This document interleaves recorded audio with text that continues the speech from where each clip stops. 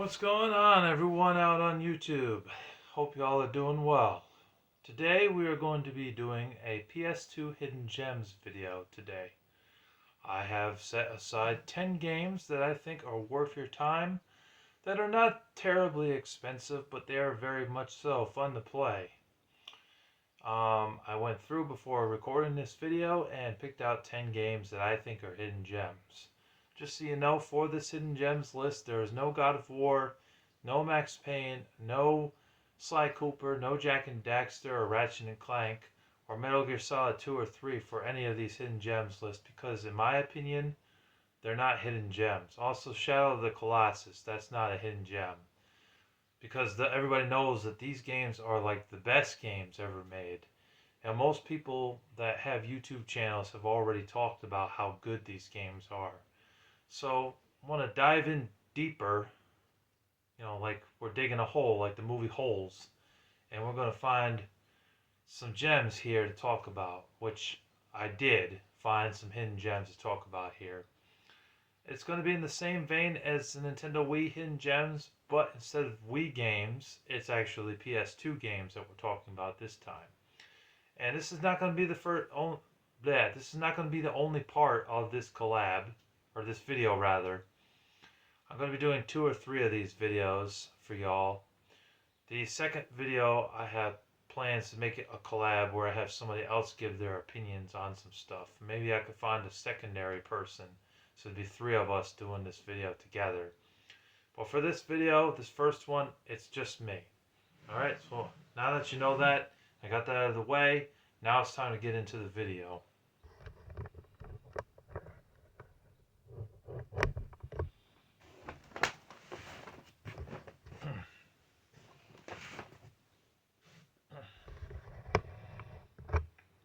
There, I just had to move the camera back a little bit. Alright, so the first game I have disc only. I did have the case for this at one point. I don't know what happened. I think I lost it when I was traveling. But it's a good shooter game on the PS2, and that's Sylpheed. There's a couple of shoot 'em up type of games, or shmup games, if you will, that are on the PS2. This is not the only one. There's also Raiden 3, and I think there's also Gradius 5, and a few others, But this is one that I have besides Raiden 3, and it's a really good shoot 'em up game. It's I'm not sure if it's vertical or horizontal. I get them mixed up all the time, but it's one of those type of shooters, and you just blow everything up that gets in your way or crosses your path. The graphics look good and the gameplay is fun, and overall it's a really great game for your PS2, and it's not expensive. From what I know, I think it's around a $10 to $15 game. And it's one of the only working design games that I own. I know Working Designs was really popular back in the 90s because they made so many role-playing games for the Sega Saturn, and 1 or 2 games on, I think, the PS1. Or no, they made more than that. I think it was more like 5 or 6 for the PS1. They made a lot of great role-playing games. But occasionally they dabbled in something different like this or a racing game, to make them stand out more. They might have even gotten into a shooting game or 2. But it's a really good game. I definitely recommend it. Definitely worth picking up if you have a PS2. It's around a $15 to $20 game, I think. Next up we have is Ultimate Board Game Collection. I got this years ago when GameStop was clearing out their games. Last time I saw PS2 games at a GameStop was in 2014. That was the last year I saw any PS2 stuff. When they were clearing them out, like 50% off on all PS2 games, I used to get a hell of a lot of them. I used to go there every paycheck and just spend like so much money getting PS2 games. Even if they were disc only, I didn't care back then. I just wanted to boost my collection. And I was getting them for dirt cheap. And this game I got for like $4, I think, or $3. And it has a bunch of board games that you play on the PS2. This game is also available on the Wii, but they did I have some different games on the Wii compared to this version. I did talk about this game in my Wii Hidden Gems video, but because I own it for PS2, I'm like, what the hell? I'll mention it here as well. It gives you chess, checkers, snakes and ladders. You get backgammon in this game. You get Mancala, and you get a bunch of other games that you get to play. Chinese checkers, I think, is in this. And it's not a bad game. If you don't have someone to play the actual board games of or with at that particular day, and it's just you, why not just hook this game up to your, pop it in your PS2. In a matter of seconds, you'll be playing chess or checkers against the computer. It's actually not bad. It's a decent board game compilation disc. I don't mind this game at all, and I think it's a hidden gem that nobody really talks about or puts on their list for hidden gems. Next up, we have is Haven: Call to the King. This is one of the cheapest PS2 games that you could get. It's only around a $5 to $8 game. If you get it on eBay, that's probably what you'll pay. There might be a little bit of shipping involved, so it might be $5 to $7 or $8 for the shipping, depending on who you buy it from. But it's around that price, a $5 to $8 game, and it's a really good game. It's an action game with some platform elements in the game.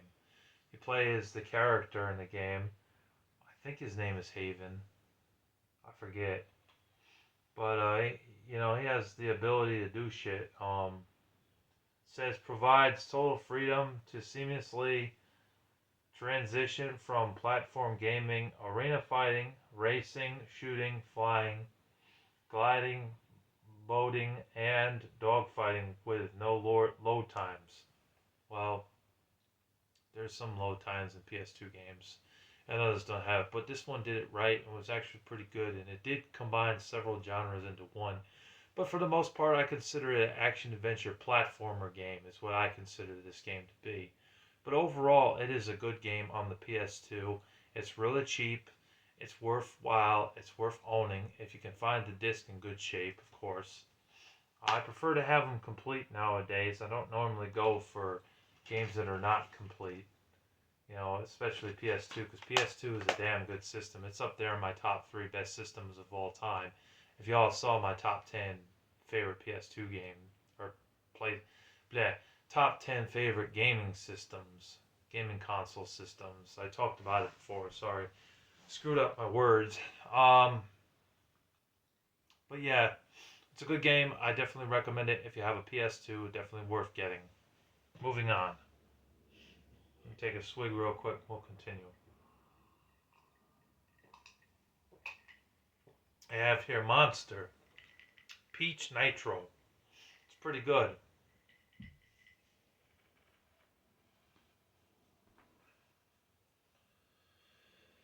Oh, excuse me.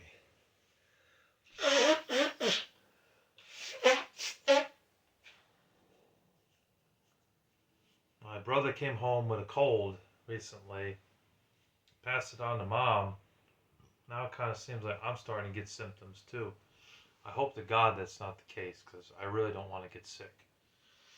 Anyways, on to the next game.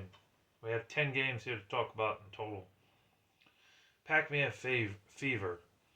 I thought that this was a pretty good game overall. This was like a good Mario Party ripoff, or Mario Party clone, if you will.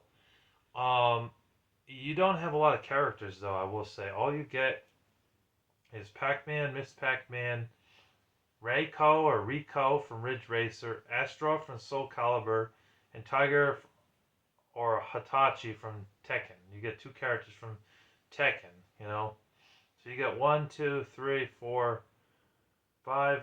You get 6 characters, 6 playable characters in the game. Here's the back for all y'all to care. They released this game also on the Nintendo GameCube. I don't think it was on Xbox, but I could be wrong. It might have been released on Xbox as well. But it is a mini game compilation. There's different mini games that you do in the game in order to progress in the game. You can set a time limit in the game. Like, say, you don't want to play a long-ass game, because this game could take forever. Of, like, say, 45 minutes or an hour.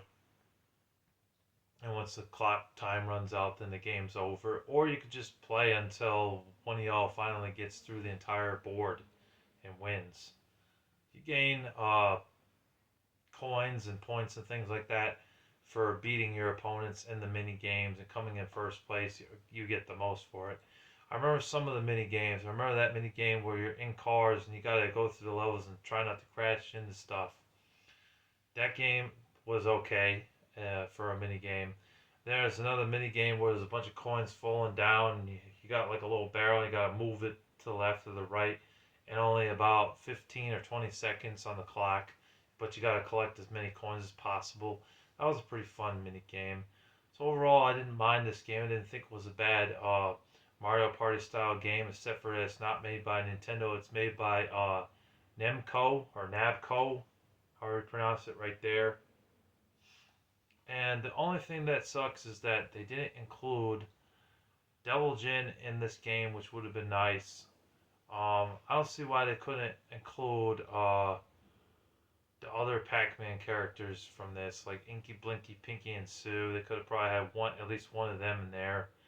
And why not another Soul Calibur character? You know, I'm not entirely sure what else Namco owns. Um, I don't know. No, that was Sega. I'm thinking of House of the Dead. But if they had some other game, put that down in the comment section below because I'm not able to remember this right now of what other games they published. But I just feel like they could have added more playable characters besides the 6 characters. I mean, you can create your own characters, so that would be 7 characters in the game. But why not add a few more characters in there that they had from the back in the early 2000s for Namco or Nemco, however you pronounce it. But other than that, really great game, and I don't mind the game at all. I think it's pretty good. It's definitely a hidden gem. Next up, we have a racing game with some combat in it. Motocross Mania 3. Came out in 2005 or 2006. The graphics didn't really look that great. Could have looked a little bit better. Honestly, the graphics kind of look shitty. But that aside, the game is still pretty fun. It's a good motorcycle racing game where you go around and you whack your opponents with bats and clubs and chains and things like that. I think you can even hit people in the head with a broomstick, which was pretty nice. The dirt, you can kind of see the dirt when you're like going across it, kind of moving up on the side of your motorcycle, you know. There was a campaign in this with mission objectives. I didn't really play that too much, just sort of fucked around with the multiplayer a bit, because that's really where this game shines the most, is the multiplayer, or just an exhibition match, you know. There was also these high-flying jumps where you jump over a ramp and you go through like this ring of fire thing, and you gain points for doing that too. I think you also gain points for beating up the opponents in the game. That's probably why this game is not rated E, it's rated T for teen. This game is dirt cheap. I picked it up at Mr. Deals in a 3 for 10 bin, and this game, I think I have 2 or 3 copies of this game. I have a lot of it with this game featured in the lot on eBay to sell. It hasn't sold yet, but hopefully it'll sell soon. I have a bunch of PS2 games I don't need. But yeah, I think this is a really good game, and for $5, you really can't go wrong. I mean, it's definitely a hidden gem for a racing game. It's good. I like it. The first 2 were on the PlayStation 1. I played the first one. I never played the second one, though. Kaya, this was a good game. It's an action platformer game. We play as Kaya, of course, and it's a really fun game on the PS2. I like the environments in the game, and I like the world overall. I think the world looked beautiful, looked good for a PS2 game. Came out in 2003. There are monsters in this game that you fight. These purple dudes that you see back there. And yeah, there were some other enemies that you fight, like birds and shit, that you'll fight. But it's a really good game. I definitely recommend it if you have a PS2.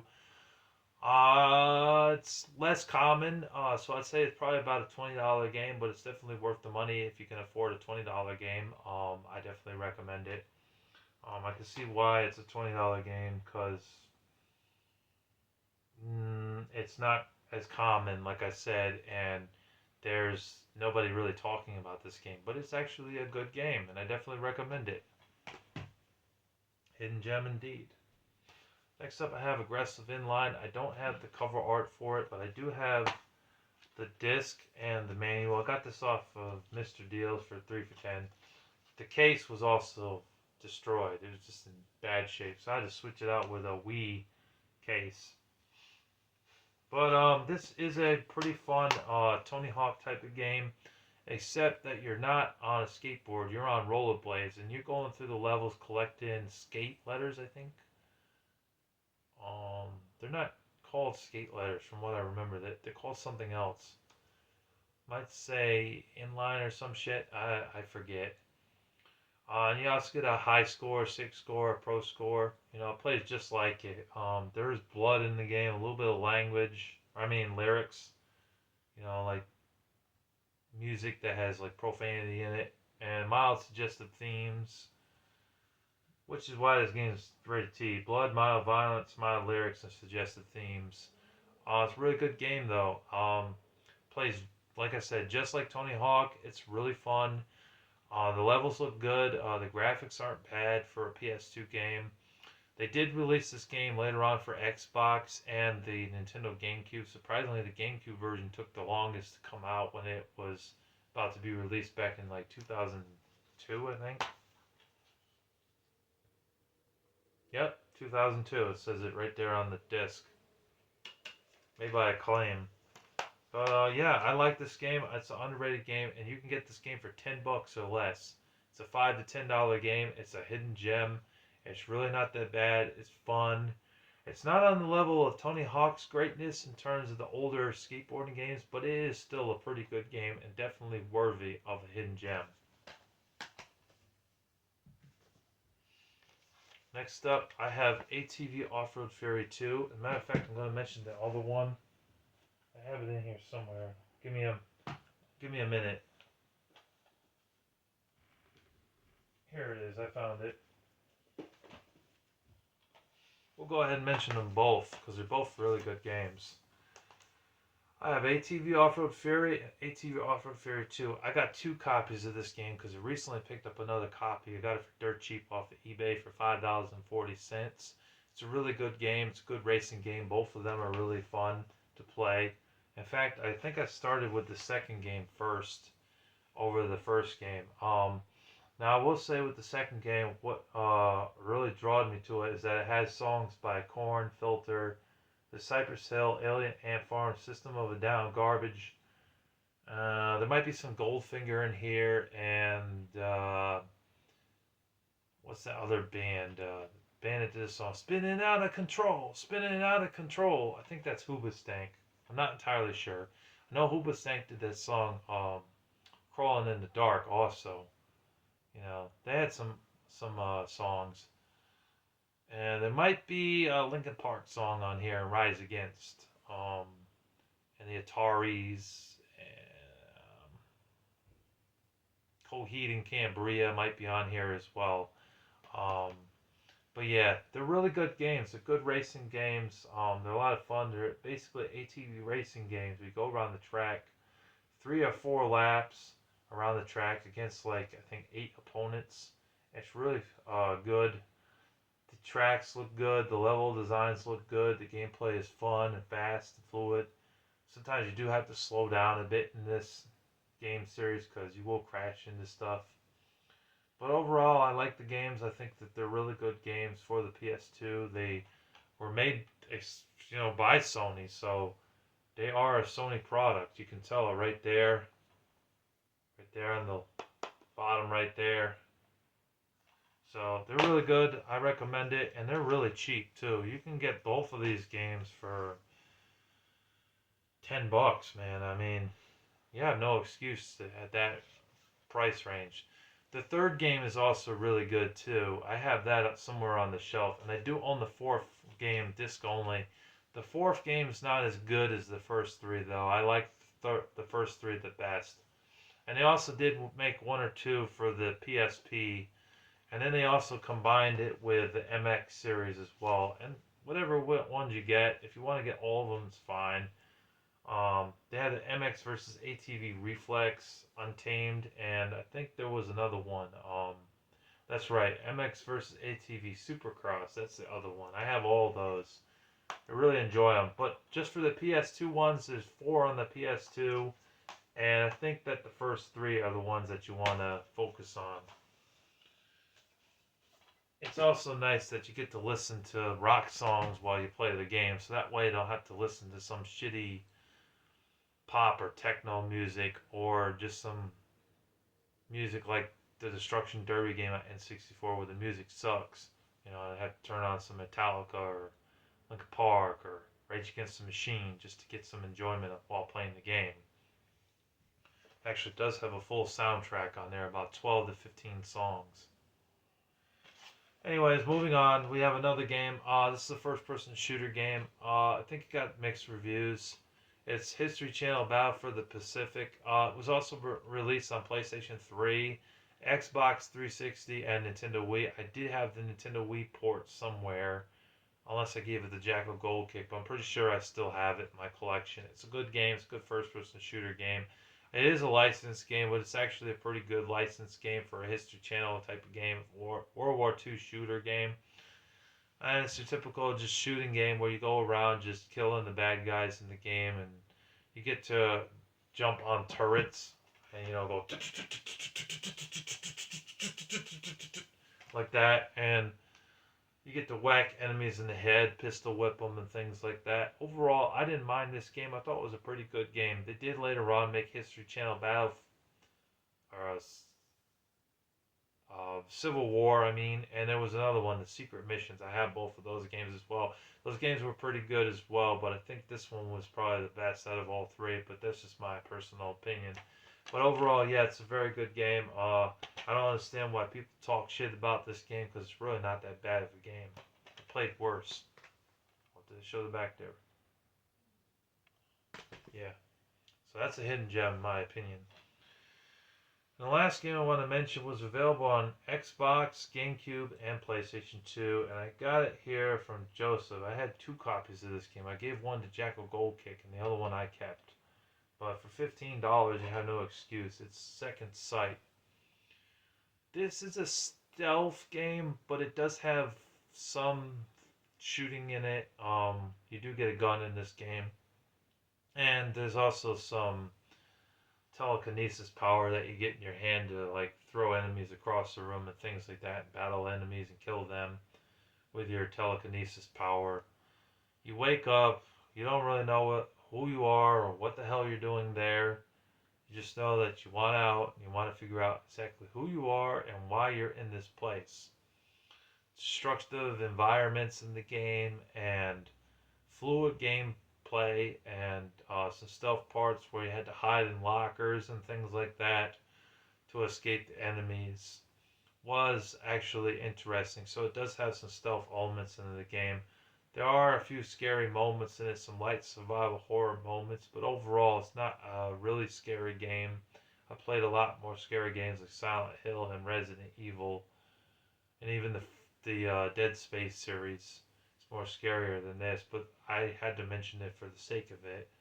But yeah, it's a really good game. I definitely recommend it if you have a PS2. I cannot remember this guy's name. What is his name? John Vadek. Okay, that's his name. Awakens from a coma with no memory. What he does remember isn't pretty. Spec Ops mission gone wrong, captured, bizarre brain experimentation. He also knows that he possesses some magical power, which is the telekinesis. Paranormal psychic powers. Armed with these abilities, Vadek must unravel the truth of his past and destroy the military conspiracy moving in against him. And that's basically what the story is about for this game. And it's actually a really good game. It's a hidden gem game, and it's really not expensive. Like I said, it's a $15 game on PS2, and it's around the same price on the Xbox. The GameCube version might be a little bit more money, but not much more money. Probably around the $20 to $25 game at the most. But that's because it's the GameCube version, and those versions are hard to emulate with the small discs. But it's a really good game, whatever console you choose it on, and I definitely recommend it that you check this game out. It's definitely a hidden gem game in my opinion. So those are all of the PS2 hidden gems I have for you right now, but stay tuned because there is going to be a second part coming, I think in May. So stay tuned for that. And in the meantime, thank you for watching. I hope you guys enjoyed. Please don't forget to subscribe. I want to get up into the 300 range. I was in 300 for a little bit, but then a bunch of people unsubscribed for whatever reason. Don't understand why, but I give you some of the greatest content as far as gaming goes that you'll ever watch. You really don't want to miss an upload from Larry the Batman fan. Anyways, God bless you all. Thank you for watching and take care. Peace.